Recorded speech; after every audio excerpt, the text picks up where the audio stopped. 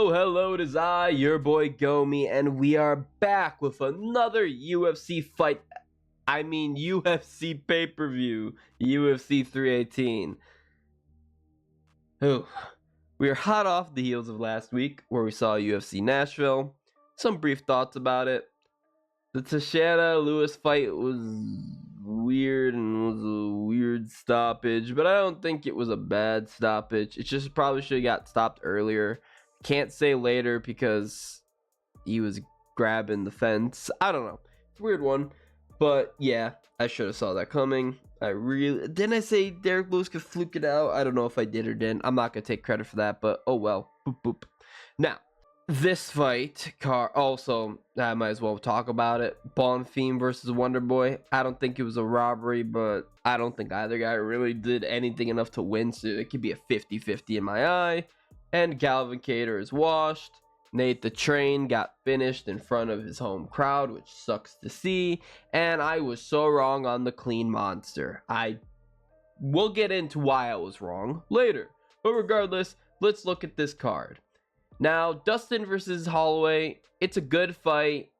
It's the closing out of the trilogy and the closing out of Dustin's career for the BMF belt, which is nice, but I don't think the BMF belt should ever be the main event unless they really stack it. Like, what was it, 291, where it was Justin versus Dustin? It's just weird. I think they could have probably done something differently for Dustin's last fight. I would have liked instead of giving Ilya the title shot right away, which I mean, play it out, but I would have made it Dustin versus Ilya. Sure, it would have been bad if Dustin had won and knocked out Ilya, but he probably wouldn't have, and I think it would be a good fight, more stakes on the line. This fight just feels weird to me, but it should still be a good one. The main problem, though, is, I'm gonna be honest with you guys, this is a fight night. This is not a pay-per-view. Like, it's a good card, but I'm not paying $80 for this. Even then, we don't, like, back in the day when we would watch every weekend, me and my friends, we just chip in $10 for the pay-per-view, and maybe for, oh, part of my desk fell apart. Lovely. God, I'm too broke. But, yeah, we would just chip in $10 for food or whatever and the pay-per-view. We don't even do that anymore because the level of quality of these cards has just decreased so rapidly. Now, most of the time, we don't even watch them. It's me watching these. I watch every weekend by myself. So, ultimately, regardless, let's get into this card. The first fight is going to be Carly Giudice versus Nicole Cagliari. It's actually a good fight. I know I shit on the women's division and women's fight. Ooh, this is bad, actually. I know. Sorry, I have to fix my desk. I know. I shit in the women's MMA division with reason, to be perfectly honest with you, but this is a good fight. I like this fight a little bit. Carly Giudice is going to be a nice prospect, and Nicole Cagliari has fun fights. I'm going to be leaning towards Giudice. The main reason being is I think Cagliari has more avenues to win. I don't think she's good enough in those avenues. She's got more power and I think better grappling, but I don't think it's going to hit the mat. She has sloppy fight IQ. While Giudice, I think it's more technical and precise with her counters. And if this is a cardio kickboxing match, I give more of a knockout availability for Giudice, but I don't think it's going to be a knockout. I think these two are going to go at it for 15 minutes, and I'm going to go Giudice decision. Giudice, though, is a pretty big favorite. I did get spoiled the top 3 odds, by the way, for the bottom 3. But Carly Giudice is a pretty big favorite, and I'm not betting minus 335 on that. I think it's pretty even matchup, honestly. By the way, I'm using a new website for this. The previous one didn't have any of the odds, which is weird. Really weird. Next fight is going to be Bruno Ferreira versus Jackson McVeigh. I'd normally talk a lot more about this, but Bruno Ferreira is a minus 625 favorite, hence why I don't look up the odds beforehand. Because that influences me. I hate doing that. But Bruno Ferreira, I think, should win. Even though it's short notice for both guys, Bruno Ferreira was supposed to fight against Ikram Alaskerov, who I think he lucked out in this matchup, but make no mistake, that Alaskerov fight would have been much funner. McVeigh, unfortunately, got screwed over because he was about to get a free win against Cedrica's dumbass, who I thought he was going to beat up pretty handily. I think Jackson McVeigh, even though he is longer, he has the more reach, and he is taller, I think he's going to struggle with the power and experience of Bruno Ferreira. He can be a little bit too wild at certain cases, but sometimes it works for him, sometimes it doesn't. Ultimately, I just like Ferreira to get it done. I'm going to take TKO. It's probably more likely for a decision, honestly, but like, I just feel knockout. Oh, sorry, Bruno Ferreira is minus 650. Like that makes it any better. To the floor, plus 475 for McVeigh. Next fight is going to be Ryan Spann versus Lukasz Brzeski. This is why I thought the Clean Monster was ass, because he lost to Lukasz Brzeski. Now, if you remember the original video, I said, Walter Walker should absolutely destroy Lukasz Brzeski. Lukasz Brzeski's not good. And I basically was sitting there, like, my shoe in my mouth, essentially, when Walter Walker lost. I was like, oh, he's garbage. And I just labeled him as garbage, and look at that. He routed off 3 heel hooks in a row, which I didn't expect. But I feel it's a fluky win, because now look at Lukasz Brzeski since then. He's lost his next 2 fights, and he was finished in them. He looked horrible against McParkin and Nchukwu. And before that, he looked horrible. He honestly, I just think he's not a good fighter. Meanwhile, Ryan Spann, don't worry, I'm not gonna slurp on Ryan Spann. I don't think he's much better. But the thing about Ryan Spann is he has really good finishing ability. He's got really good submissions. His submission defense is horrible, but his submission offense is good. He's very explosive. Brzeski is slow, lacks power.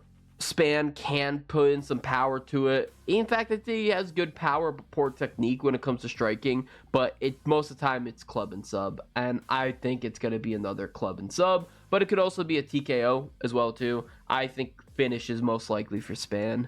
Spann is plus 210 or minus 210 to the plus 180 of Lukasz Brzeski. He's bad. Jimmy Crute versus Marcin Prachnio. Don't like this fight at all, because I also think Jimmy Crute is not good. He's young, he has an okay record. I just don't think he's not good. I just don't think he's good. And I don't think Marcin Prachnio is good. I don't like the karate style. He can sit back too much. Yeah, Crute is good power, good boxing. I think that's what he has over him. Otherwise, like, Prachnio is very spotty, and Crute could be very spotty. Injury plagued him. I'll never forget the double leg injury TKOs we had back to back on the card where he fought Smith. I think it was 261. Yeah, I'm just gonna overall go with Jimmy Crute. He needs a win. He hasn't gotten one in 5 years has it been? When was his last win? Oh my god, it was against Bukauskas. I don't know how this dude had 2 draws, but oh my god, his last win against Bukauskas. That's insane. That's in 2020. I think Jimmy Crute will finally get his much needed win, and I think Prachnio is gonna lose. I'm gonna take Crute to get it done by decision, but this is so Crute is minus 300, Prachnio plus 250. I don't like putting that kind of money on either guy. So Adam Fugitt versus Islam Dulatov. Finally to some good shizer. While I don't think Adam Fugitt is part of that good shizer, Islam Dulatov is. Islam Dulatov, I actually watched his fight in the Contender Series. This boy is vicious. At beautiful elbow, very aggressive, very explosive, supposedly a good grappler, which we haven't seen a ton of the high level, but just the high output and everything is really good. Fugitt, on the other hand, I'm so iffy on him. I don't know. I'm very wishy-washy on him. And I like how he sticks his head out. He sticks his head out and he leaves it like open for hooks, which Dulatov could just knock him out with. I think Fugitt has good jab and range management, but his skill set is just so terribly basic compared to Islam Dulatov, who just... I think he might be something. I'm going to go Dulatov to get done by TKO. Odds-wise, I just face palmed. Minus 600 for Dulatov, plus 425 for Fugitt. I spent too much time talking about that. Ateba Gautier versus Robert Valentin. There's always one fight in the card where I'm like, I just don't know, man. This is the one fight where I'm like, I watched a little bit on each guy. They're not guys I'm super familiar with. I watched a little bit on each of them. I just can't form a very strong opinion. Gautier seems like he might be a very hot prospect. He's on point in his fights. He's got a nice win streak. Not a ton of UFC experience, but so far he's been solid, and he is big and built, strong and durable. Now, on the other hand, Robert Valentin, he can be pretty chaotic, pretty wild, and he's got more UFC experience, but I just think he's a step below. So, like I said, not a hard opinion on this one. I'm just going to go with what I wrote down. Gautier TKO. Don't bet this. In fact, I can tell you probably not to bet it if it...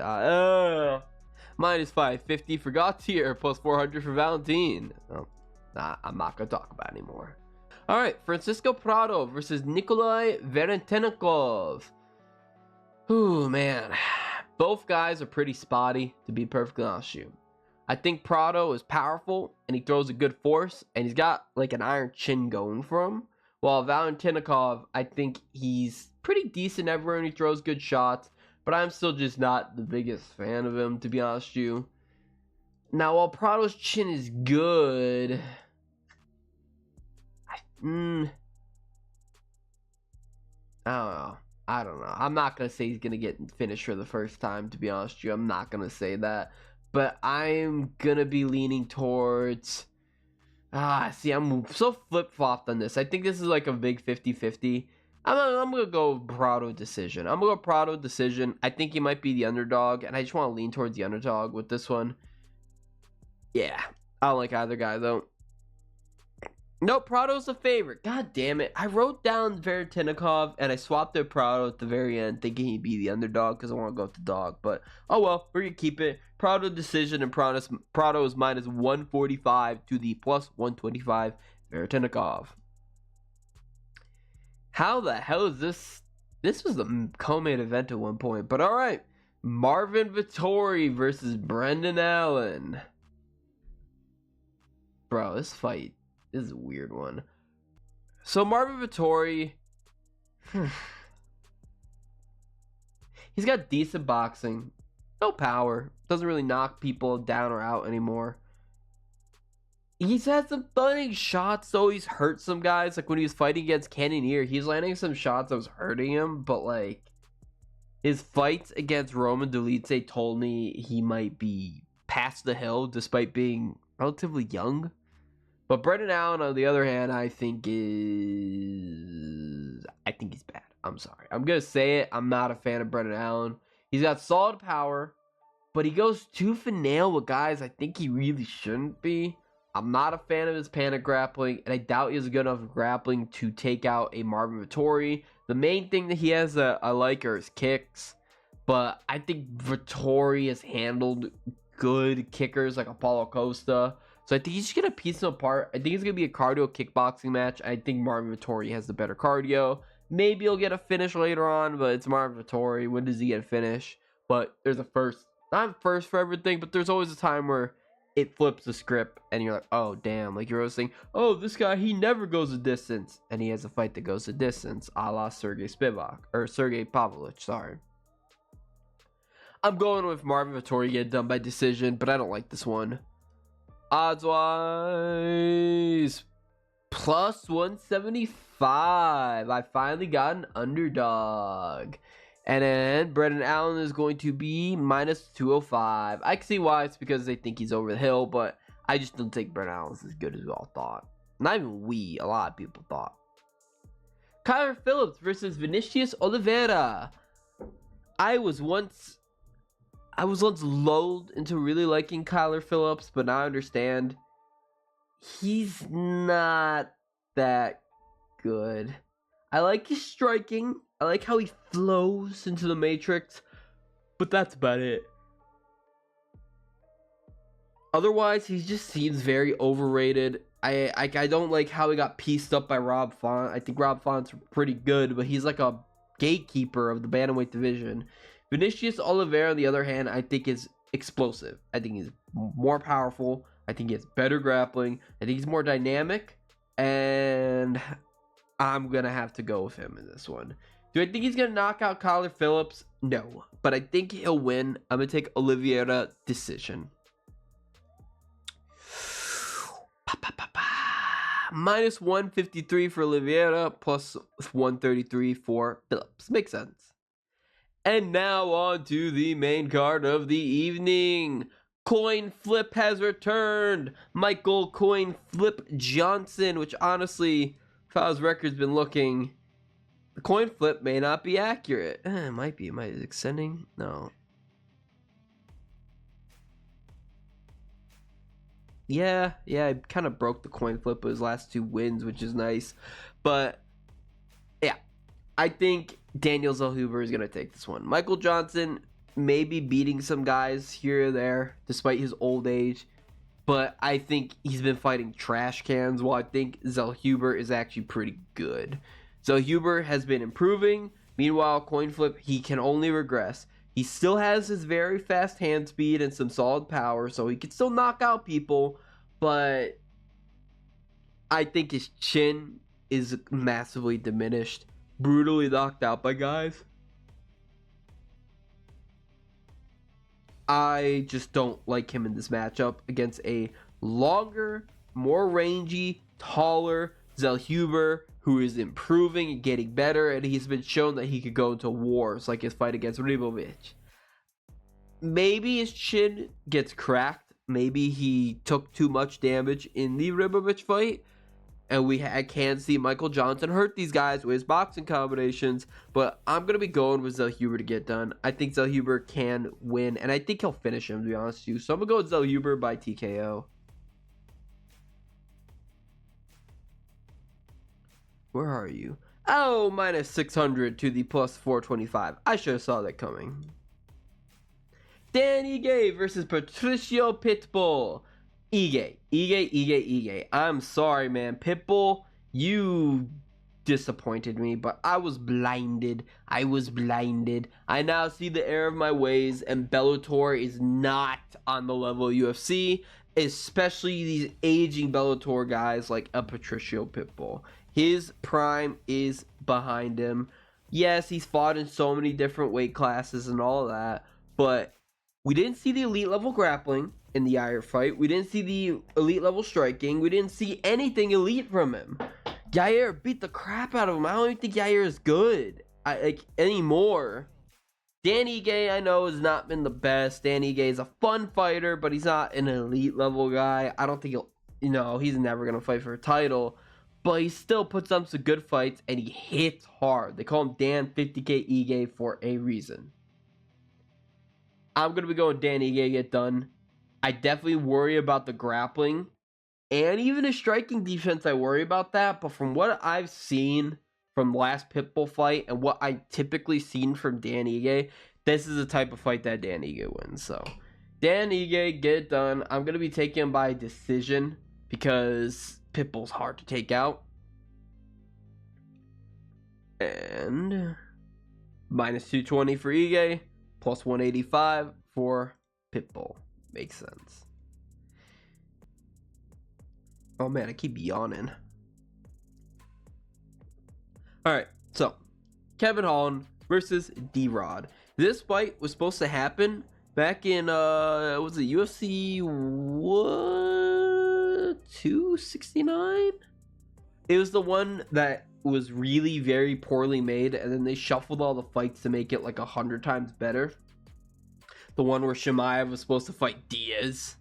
And thank the dear Lord they made it Tony versus Diaz. But yes, these were the original opponents for that. Now, at this day and age in their careers, I still just don't know about Kevin Holland. I still appreciate how often he fights, and I want to be a fan. I used to be a big Kevin Holland fan, but just how he treats his fans, how he acts, how he's like, I don't care about the belt. I don't care about the belt. He gets mad about it. Like, it was fine, but stop getting mad about it. But he still puts on good fights, and he fights super frequently. That I want to be a massive Kevin Holland fan again. But I just think the year 2020 It's behind us. Stop hanging on to it. I know a lot of people still cling on to Conor McGregor, who we should have left back in 2016. I'm going to let go of Kevin Holland in 2020. The Kevin Holland of 2020, I'm letting go. But I still think he's going to beat D-Rod. He's looked better his last couple fights than D-Rod has. D-Rod's just slow. He's got good boxing and power, but he's just slow compared to Kevin Holland, who I think actually has better power, better grappling, better everywhere offensively. It's just that it's the motivation there. If we go off his last fight, it seems like it might be. If we go off D-Rod's last fight, even in a win, I don't think he looked good. Even in a win, I was like, this is a fight. This is one hell of a fight. So I'm going to be going with Kevin Holland get done by, I think, club and sub. I don't think a D-Rod's going to look good, to be honest, you. Just because, again, even the people he's beating, Morono, like I just said, the Ponzi fight was awful, his last one. I'm going to go with Kevin Holland by submission. Minus 460, though, to the plus 360 D-Rod. That makes sense. And on to the co-main event of the evening, which doesn't feel like a co-main event of the evening because it's got Paulo Costa versus Roman Kopylov. Didn't see that one coming. But what if Costa just pulls out again? I don't know. I think I almost talked about this but didn't, but I just don't like this fight. Simple as that. Paulo Costa has never been a power puncher. He's never been a not. I don't know if I don't like it, actually. I take that back. I do like watching Kopylov work. I just don't. I'm not a Costa fan anymore. But yeah, Paulo Costa, he works good body kicks. He's not a power puncher. He's more so of a volume guy. He always focuses on throwing hooks and shots like that. He's an attrition guy. Which is weird. You look at him, you think he's a power puncher, but also, the thing about Paulo Costa is since the Izzy fight, his only win is Luke Rockhold. An age-decaying, retirement-bound Luke Rockhold. Otherwise, everyone else this dude's facing, he's losing to horribly. He still has some moments of brilliance, but Roman Kopylov, unless you're an elite level grappler like a Fluffy Hernandez, he's beating the bricks out of these guys. His body work in general is just amazing. At this point, he's a better striker. He's got more finishing capabilities. It's weird to think Paulo Costa gets finished, to be honest with you, because again, he's only ever been really finished by Izzy, has he not? Izzy, Strickland, Whitaker. I feel like I'm missing someone. But yeah, I'm gonna be getting it to Roman Kopylov to get it done by, I'm gonna say KO. I'm gonna be bold with it. And Kopylov minus 230 plus 195 for Paulo Costa. And now we are on to the main event of the evening. Max Holloway is going to be taking on Dustin Poirier for the lightweight BMF title fight. Max is 33 years old, 26 wins, 8 losses. What is with that value just adding a 1 there?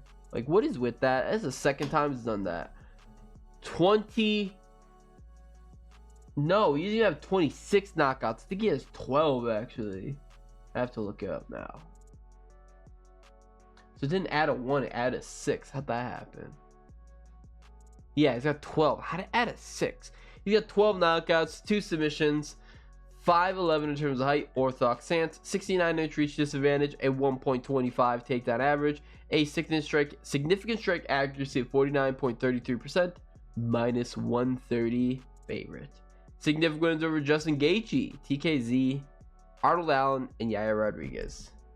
Dustin Poirier, on the other hand, is going to be 36 years old, 30 wins, 9 losses, 16 knockouts, 7 submissions, 5'9 in terms of height, southpaw stance, 72 reach advantage, a 1.24 takedown average, a significant strike accuracy of 54.74%. He is a plus 110 underdog. Significant wins over Benoit Saint Denis, Michael Chandler, Conor McGregor twice, and Dan Hooker. But keep in mind, you got more for Dustin. There's plenty more wins. And you got plenty more wins for Max Holloway. These guys are very credentialed and prestigious. Now, as you should know, this is a trilogy fight. This is a rematch. They last fought in 2019. I can't remember. 2019 or 2018.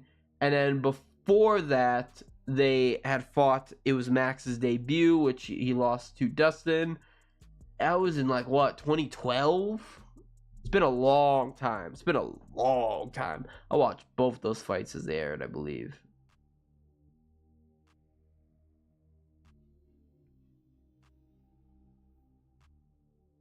Yep, 2012. Jesus. So,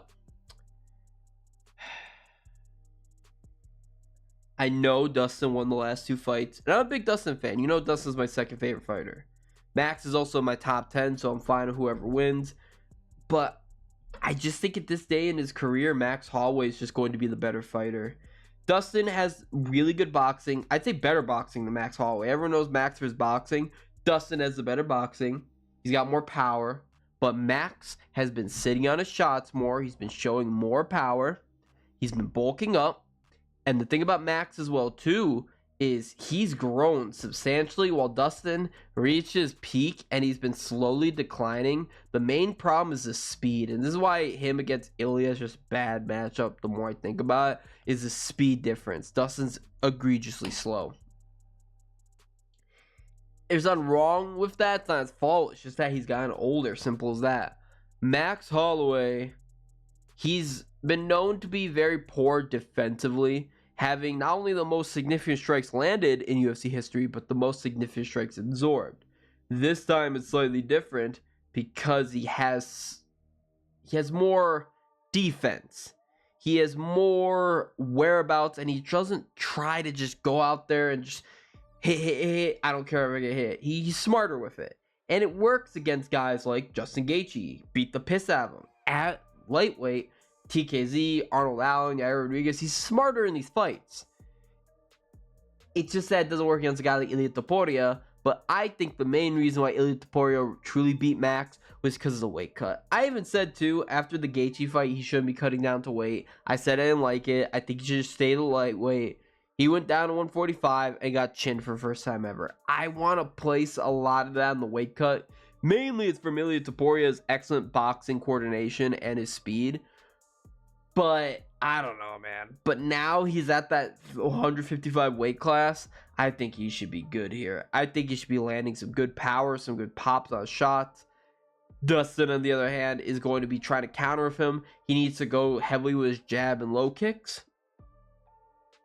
But I just think overall it's going to be going to Max, which that would really suck if this trilogy ended when both guys are 1-1. I would hate that. I'd really, really would hate that. But ultimately, I think it should be a fun fight. It should be a very, very, very fun fight. And maybe not very, very. But it should be a very fun fight. I'm going to be going with Max Holloway get done by decision. But in actuality, I'm picking Dustin with my goddamn heart. And I hope Dustin can get it done. But yep, once again, this has been your boy Gomi. Be sure to let me know what you think in the comment section down below. And bye-bye.